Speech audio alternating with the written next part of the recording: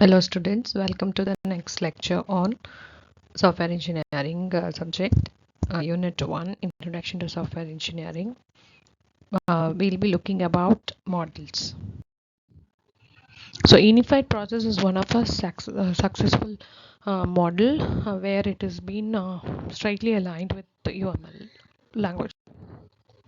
So there are different phases in terms of unified process phase: inception, elaboration, construction, transition, and production. Marked to the process stages. In each stage, we will take care in terms of your modeling, like use case model identification in terms of inception, elaborating more on deriving your use case model and other requirements, construction in terms of design modeling, and finally a transition phase based on your test report. Personal software process: planning, high level design review, development, and postmortem. So planning in terms of your project, both size and resource estimations, and defect estimations, and the plan. The development tasks are identified and a project schedule must be created. High level design in terms of external specification for each component to be constructed or developed, and a component design is created. Prototypes are built when uncertainty exists. All issues are recorded and tracked. Formal verification methods are applied to uncover errors in the design. Metrics are maintained for all important tasks and work results. The component level design is redefined and reviewed. Code is generated, reviewed, compiled, and tested.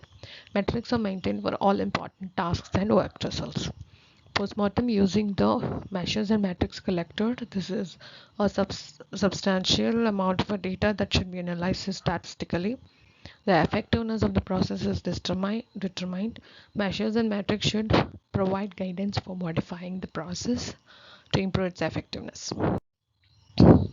Team software process: it built self-directed teams that plan and track their work, establish goals, and own their process and plans. These can be pure software teams or integrated product teams of 3 to about 20 engineers. Show managers how to coach and motivate their teams and how to help them sustain peak performance. Accelerate software process improvement by making CMM level 5 behavior normal and expected, that is capability maturity model, a measure of the effectiveness of the software process. Provide improvement guidance to high maturity organizations. Facilitate university teaching of industrial grade team skills.